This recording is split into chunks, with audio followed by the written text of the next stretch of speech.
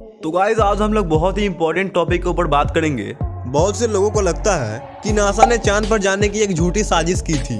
तो आज हम लोग इसी टॉपिक के ऊपर बात करेंगे कि क्या सच में नासा ने चांद पर जाने की एक झूठी साजिश की थी। तो चलिए अपने टॉपिक की ओर बढ़ते हैं।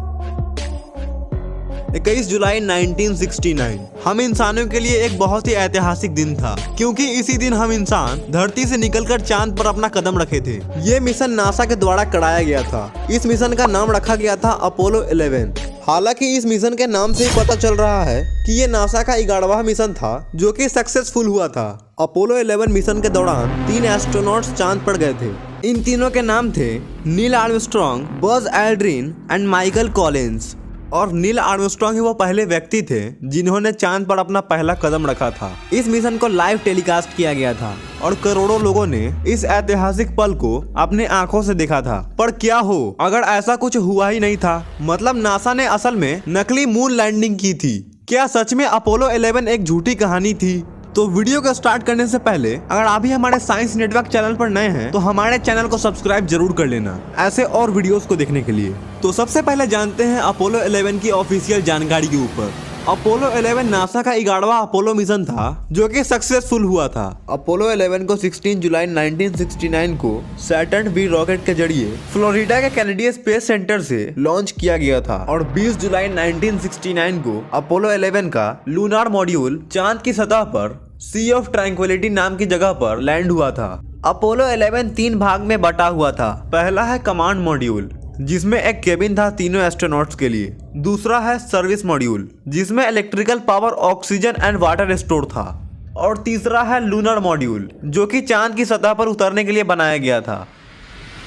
20 जुलाई 1969 को शाम के 8:17 पर अपोलो 11 चांद की सतह पर लैंड हुआ था और फिर 6 घंटे के बाद यानी 21 जुलाई 1969 को एस्ट्रोनॉट नील आर्मस्ट्रांग अपना पहला कदम चांद पर रखते हैं और उसके 20 मिनट बाद बज एल्ड्रिन अपना कदम चांद पर रखते हैं और Neil Armstrong and Buzz Aldrin करीब 21 घंटे और 30 मिनट चांद की सतह पर बिताए थे।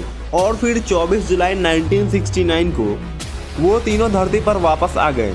इसके बाद और 6 अपोलो मिशन किए गए थे, अपोलो 12, 13, 14, 15, 16 एंड 17। पर इनमें से अपोलो 13 चांद पर नहीं पहुंच पाया था। बाकी सारे मिशन सक्सेसफुल थे। पर इसके बाद दौड़ आया अपोलो मिशन को झूठा साबित करने का। कुछ लोग नए नए सबूत पेश करने लगे अपोलो मिशन को झूठा साबित करने का। एक रशियन थे जिनका नाम यूरी म्यूखिन था। उन्होंने तो अपनी पूरी जिंदगी लगा दी थी अपोलो 11 को झूठा साबित करने का। पर क्या वाकई में नासा का अपोलो प्रोग्राम फेक था? पर क्या वाकई में नासा ने इंसानों को चांद पर नहीं भेजा था? क्या ऐसा हो सकता है कि चांद की जितनी भी क्लिप्स हमें दिखाई गई है वो असल में धरती पर ही रिकॉर्ड की गई थी?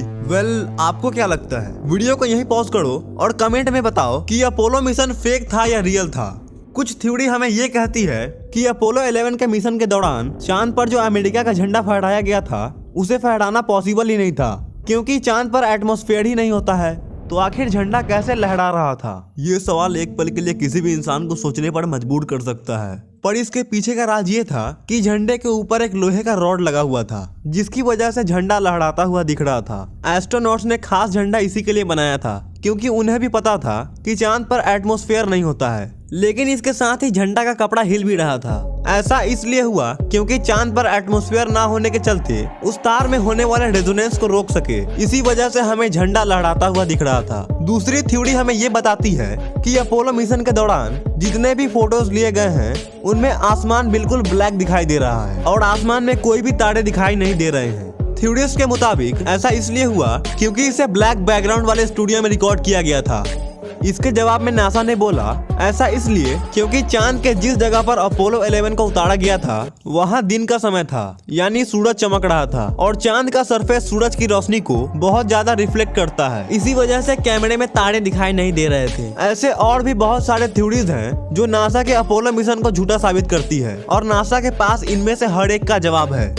इनमें से एक और पॉपुलर थ्योरी ये है कि चांद के सूखे सरफेस पे इतने गहरे जूते के निशान कैसे बन सकते हैं, क्योंकि अर्थ पर इतने गहरे निशान गीली मिट्टी में ही बनते हैं। तो नासा के साइंटिस्टों ने बताया कि चांद की मिट्टी धरती की मिट्टी जैसी नहीं है, ये काफी पतली मिट्टी होती है, ज्वालामुखी के राख के जैसे। इसी वजह से इनमें साफ साफ और इतने गहरे निशान बन गए थे। पर क्या आपको पता है, नासा चाह कर भी फेक मून मिशन नहीं कर सकता था, क्योंकि इन सब की शुरुआत हुई थी साल 1957 से, जब सोवियत यूनियन ने इतिहास में पहली बार अपने आर्टिफिशियल सैटेलाइट स्पुतनिक 1 को स्पेस में भेजकर स्पेस रेस की शुरुआत कर दी थी। और इसके कुछ समय बाद ही 1961 में सोवियत यूनियन ने दोबारा ऐतिहासिक काम कर दिया। पहले इंसान यूरी गैगरिन को स्पेस में भेजकर अब अमेरिका को भी कुछ बड़ा करना था, जिससे वो सोवियत यूनियन से आगे निकल सके। तो इसी की वजह से अमेरिका फेक मून मिशन नहीं कर सकता था। तो आज की इस वीडियो को हम यही फिनिश करते हैं और मिलते हैं नेक्स्ट वीडियो में।